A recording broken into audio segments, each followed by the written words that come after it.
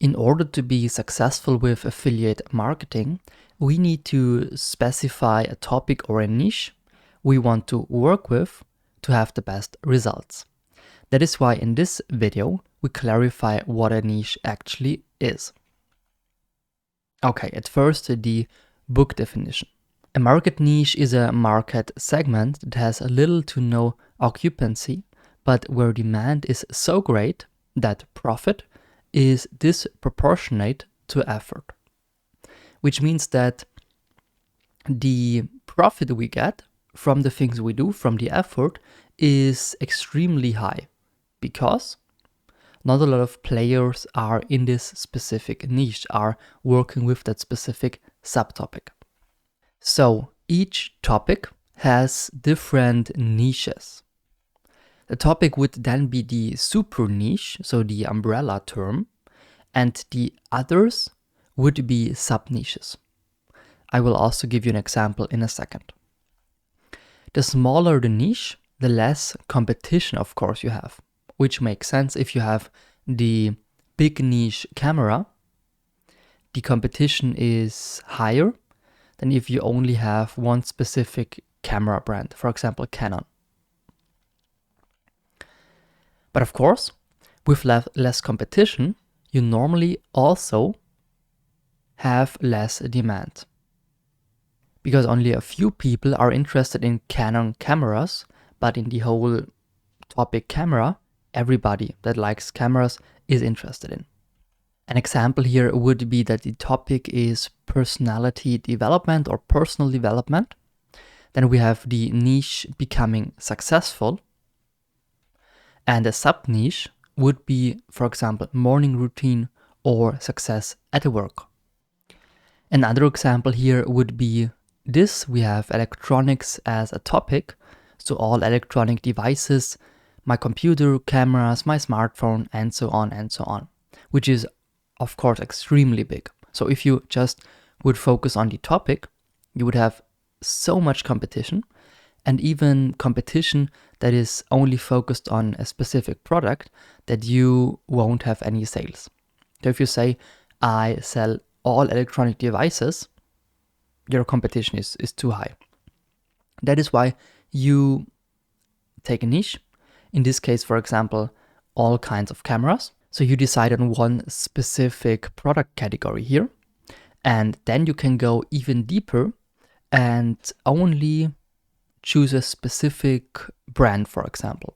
So cameras, in this case, only Canon cameras, which is a specific brand. So you focus on one brand only. And there won't be as much competition for only this year than, of course, for this year, which makes sense. Of course, also less people are interested in only this year than this year. But in the end, you have to find the sweet spot here for niche and also the demand. Okay, the advantages of a small niche. Here's the question: does less competition mean more sales for you? The advantage is that you can fully focus on your favorite topic. Because if you are interested in electronics, which might be, then you probably also have some favorite product category, maybe smartphones, maybe computers, and you cannot be an expert in everything.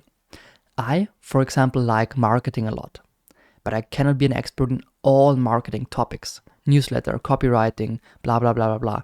I cannot do everything at the best level.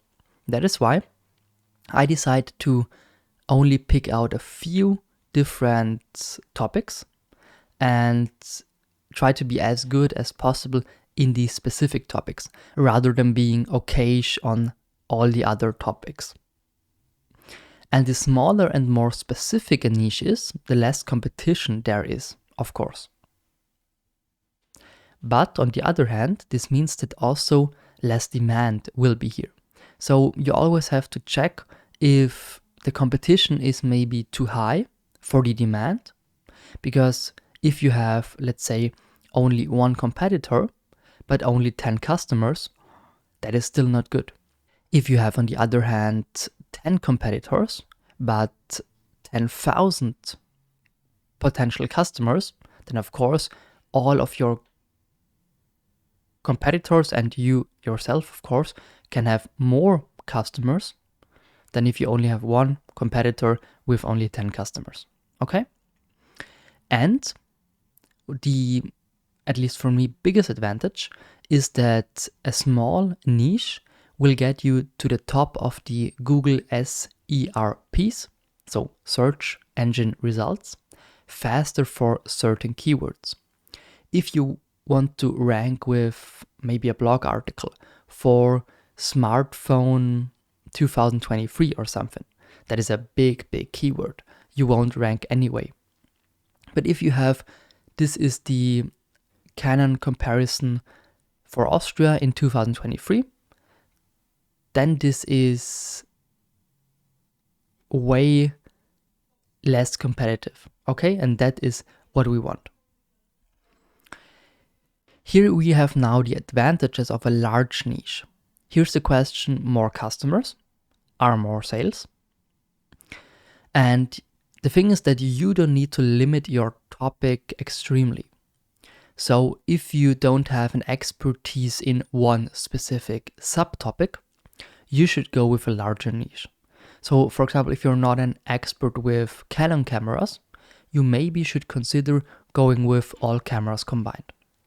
Because when you're not an expert in your small niche, people will notice and won't buy a product from you or in your store. But when you're not the expert for your topic, then it might be an idea to go larger here. Furthermore, you can offer your existing customers more products, because a customer that is only interested in Canon cameras, you can only sell another Canon camera. But a person that is interested in multiple camera brands or also stuff you need for a camera, you can sell a camera and then maybe an add-on. Or you sell this camera, a Canon camera, and 1 year later, another camera. So the broader the field, the more possibility you have, of course, for upsells. And the many competitors prove, of course, that the niche works well and that you can make money in it. So if you see a niche, a profitable niche for a few people, it means that you can also do it, okay?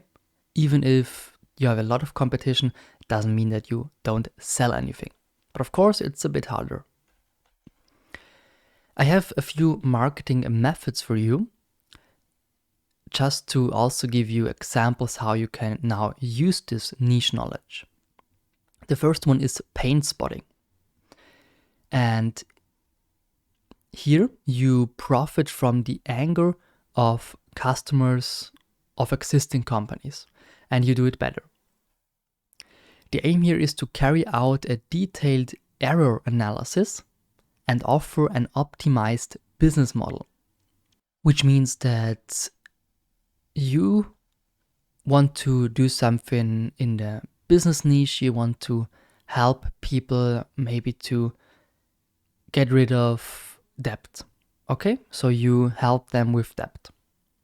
Then there are a lot of products, but the most customers already experienced or tried some of these products.